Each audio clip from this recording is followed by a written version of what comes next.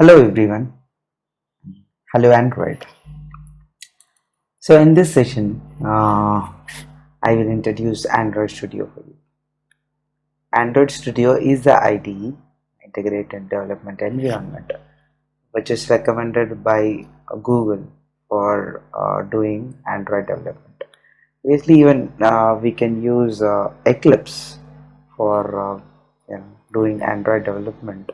But with the recent developments in Android Studio, which provides various other options which will slowly get introduced too.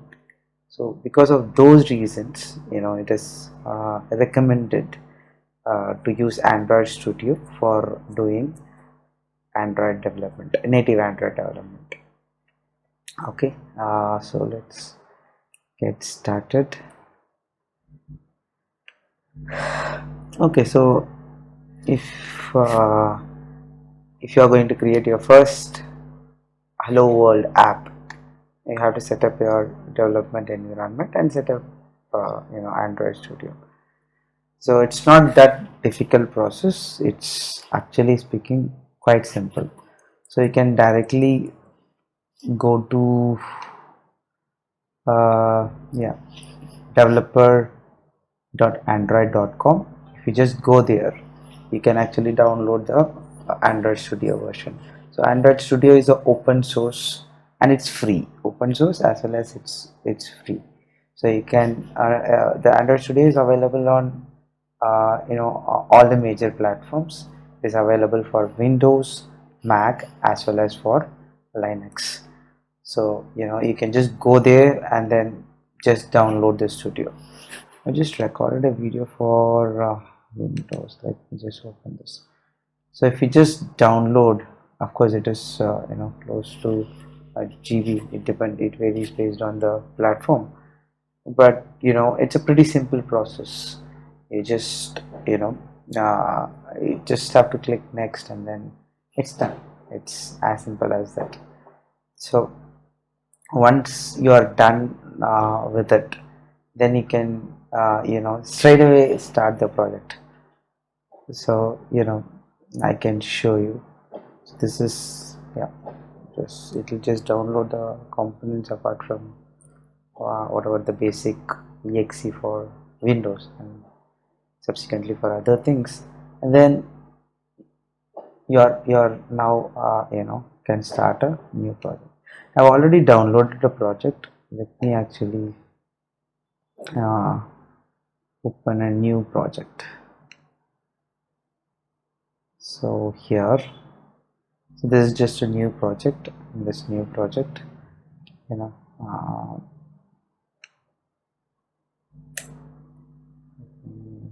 select a location.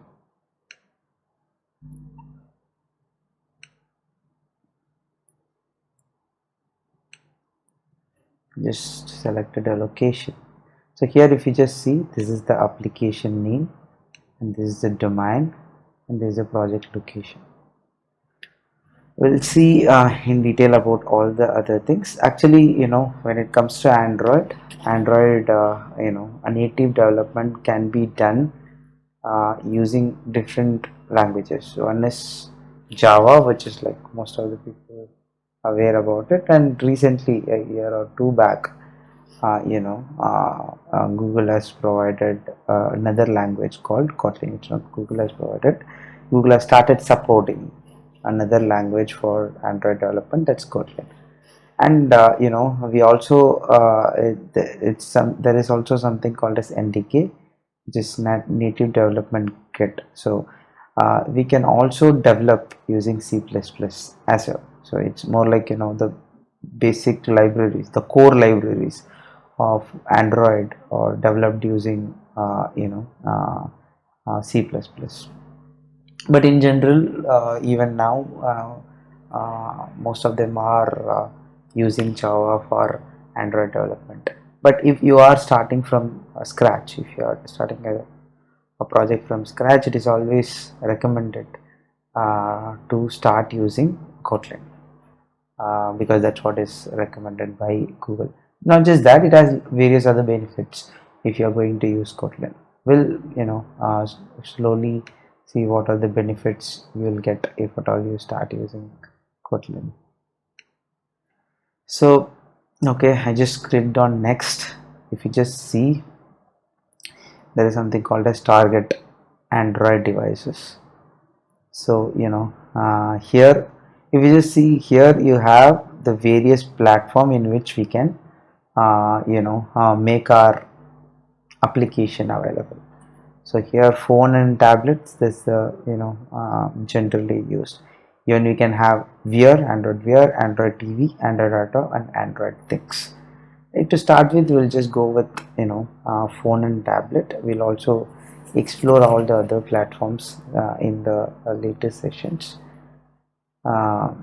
So here, if you just see, okay, so I'll just quickly, of course this will be covered in another session, but I'll just quickly touch upon what is this API 14 and Android 4.0, something of that sort.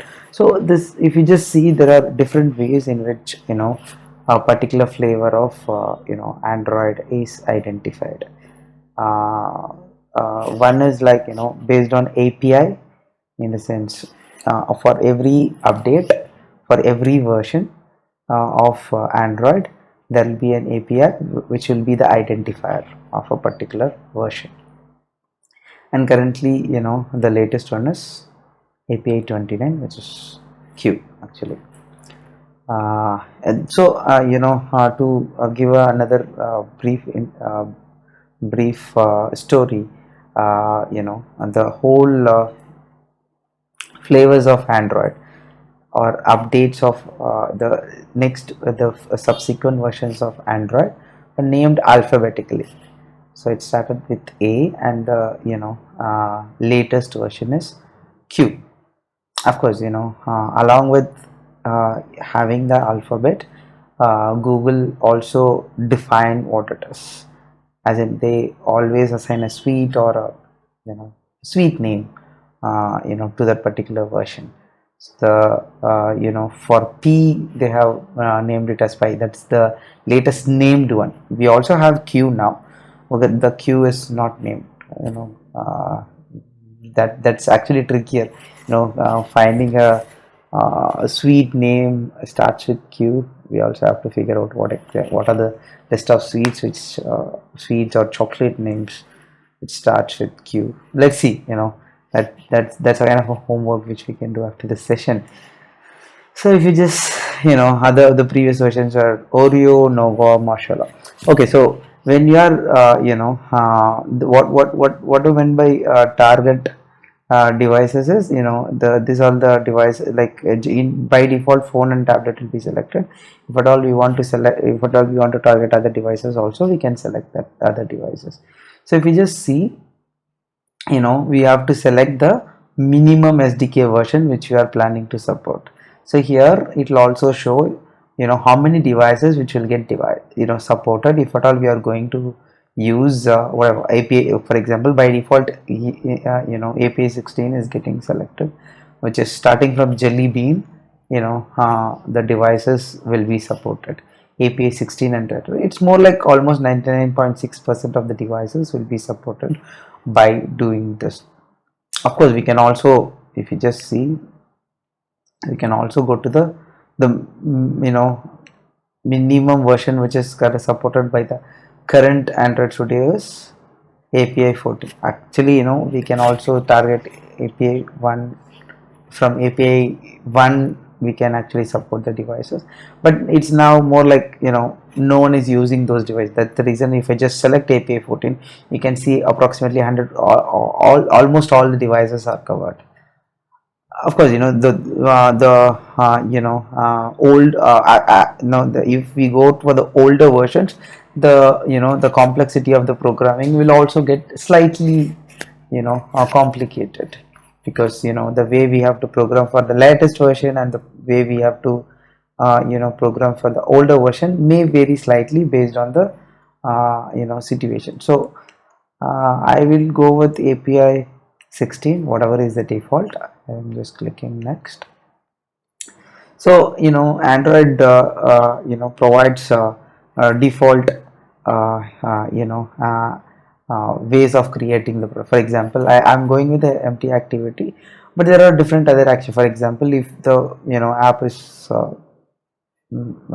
using maps, maybe we can go with the Google Maps activity. If you just select that particular activity, then it will provide some default classes created, which will make our life easy. That's it.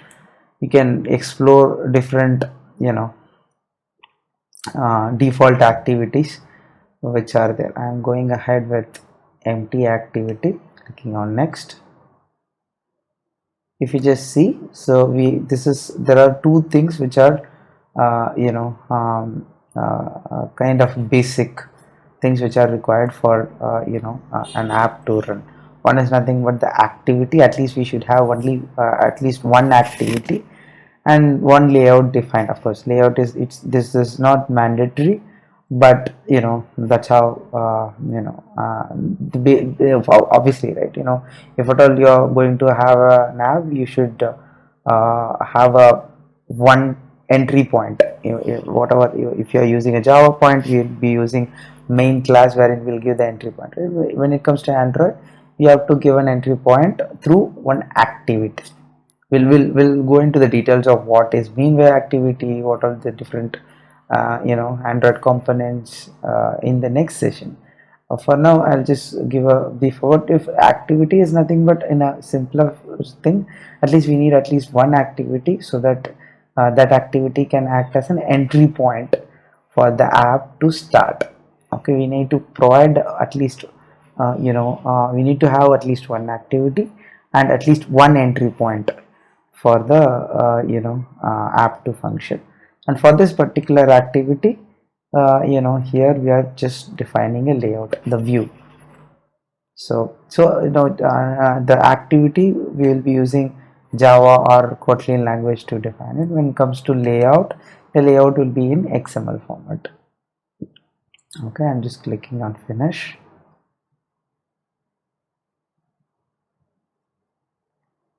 It's just taking time. Okay. So Gradle, right? The Gradle is building now. The Gradle is the build system which is used in Android Studio. We'll also get into the details in the subsequent sessions. Let me go into the presentation. So that's what we just created a new project. We can run it in the emulator. Meaning of emulator is AVD. AVD is Android virtual device. So we don't have to use our own mobile phones to test. Of course, it is kind of recommended so that we'll get a real experience. But we can also use emulator to test our application. Of course, it's difficult for us to have different set of devices to test everything. So emulator in that sense helps us and makes our life easy. Okay, so and then if you just run the event, then you have the project ready and then everything is done. Let me just do one thing. 1 minute, just minimizing this. Okay, so this is the project which got created. We just see because I have selected include Kotlin support. The default class which got generated, main activity, the language which is used is Kotlin. Okay, so I'm just giving just giving a picture about what the structure is. So there are 3 main folders. If you just see, you have manifest, Java, and then res. Okay, manifest, you have Android manifest.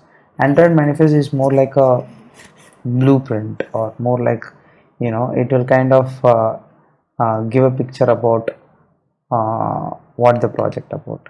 So if you just see here there are no permission here.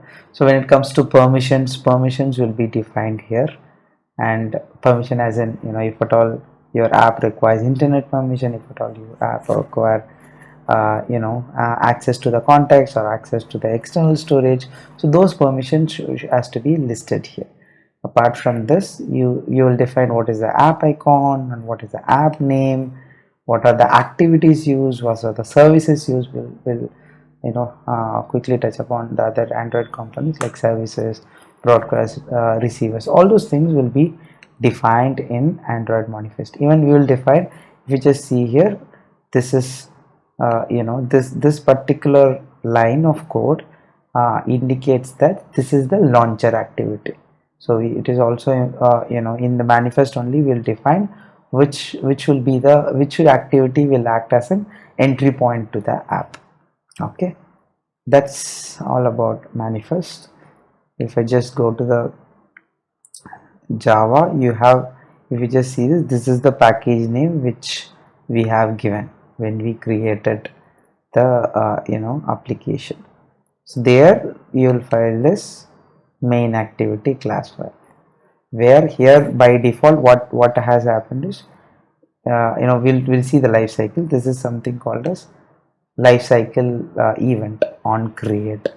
Okay, like in the sense here it is event driven. The complete it will not happen sequentially, but rather it is based on whatever the event has occurred. So we have a life cycle. Meaning of life cycle is whenever you are opening an app's, series of events will occur. For example, when you are opening an app, it will start a first event which will get called as on create. After that, on start will get called, and on resume, then the app will get open. Okay, so similarly we will be having the subsequent call when you are closing the app as well. So it will go to on post mode first, and then on stop, and then it will go to on destroy mode. So we can also use these callbacks to define we can override and define our own functionality. So here if you just see here, we have overridden the on create method, and then what we did is we attached the layout. Layout is nothing but the view. So if you remember, when we are creating this dummy project, we have given the activity name as main activity. That's the default one as well, and then the layout name was activity underscore main. Okay, so the layouts, if you just I have mentioned it, there are 3 folders: manifest, Java, and res. The layouts will reside on res. Res is nothing but resources. So in layout, if you just see activity underscore main, here is the layout. There are actually, layout has 2 views. If you just see here, you have design and then text. Here if I just clicked on design, so actually speaking, you can use any of the views. Using design also you can create. For example, if I just want to create a button, I can just drag a button, keep it here. It's as simple as that. In your view, the button got created. So if you just see text, I can also use this text in the sense programmatically also I can define the views. So there are 2 ways in which we can define the views. And another important thing is, it is not mandatory to use the layouts, the XMLs for the views. Even programmatically in Java files we can create the views. Okay, so I'll just complete the resources. Here we have drawables. Drawables are nothing but the icons, or the images whichever we are using in the app. All those things we'll keep in the folder drawable. Mipmap is also for the images, but it is just for launcher images. We'll keep here. This is app icons. So the app icons we'll keep in Mipmap. All the other drawables will be here. And then we have values. Values are there are different other things as well. The basic things are colors, strings, and styles. Colors is like we'll be defining all the, these are the primary colors which is by default defined. Apart from that, we can also define our own colors for based on the need for a button or text, whichever you want to. And here we have string variables. All the strings variables will be defined here. Here we can, if at all we want to support different other languages, we will use strings variables. That will go deeper into it in the subsequent sessions. Also, we have styles. We have different themes. For each activity we can have a different theme, and for button and for different other things, if you want to customize or if you want to use the different themes provided by Android, we can use styles.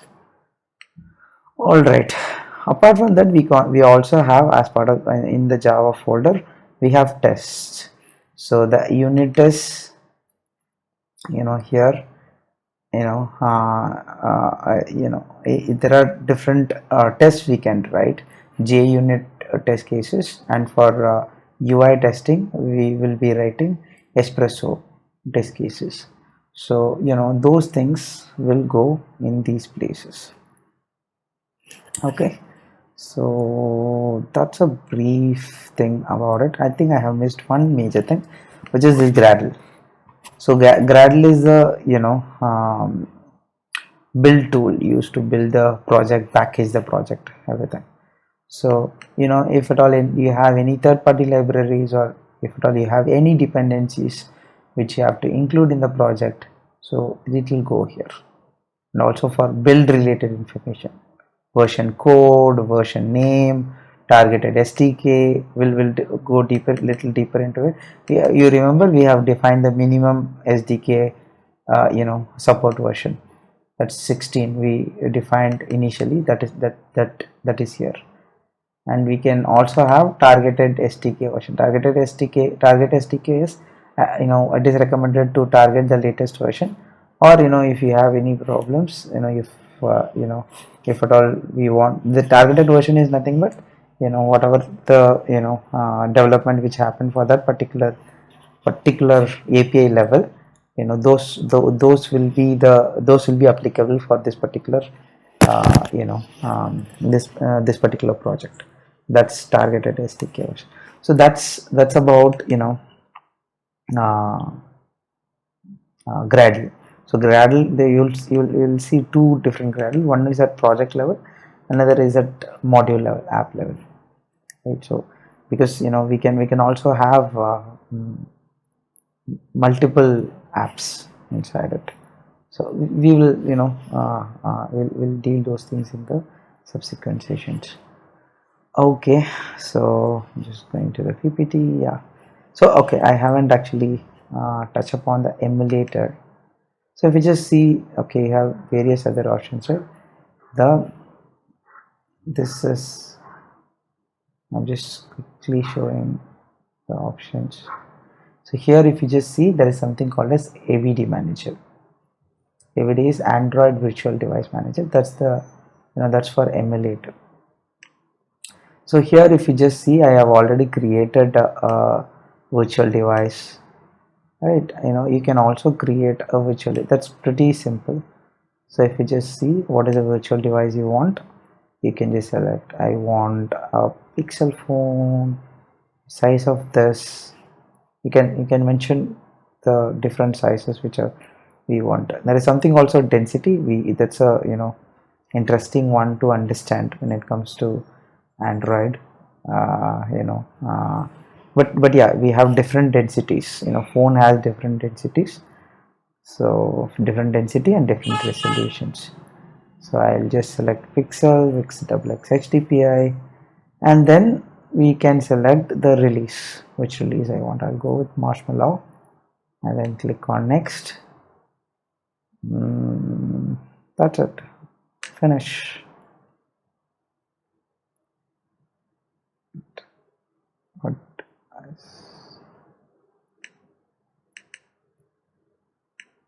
1 minute.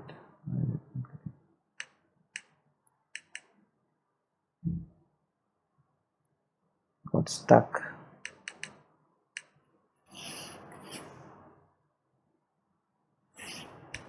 Okay, let it generate. mean, I will go to the PPT. So this is what we have already looked into it. This is like creation of the project,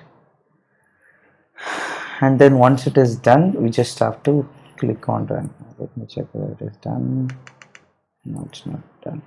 So once it is done, it's more like we are done with the hello world program, wherein it's more like we didn't do anything. We just clicked on, created a default empty project, and we just have to run.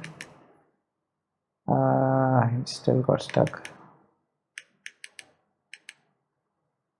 Okay, it's done. It got created. Cool. So this is the one which we have created.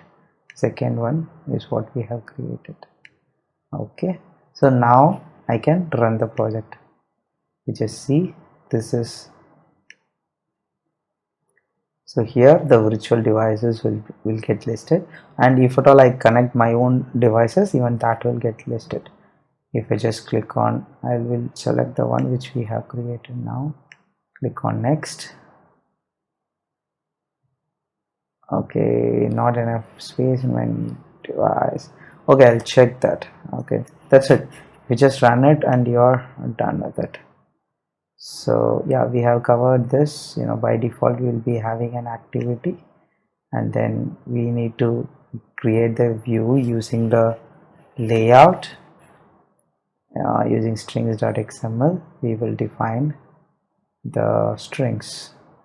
And the most important heart of the Android Studio, out of the Android programming, which is nothing but Android manifest, which will give the blueprint.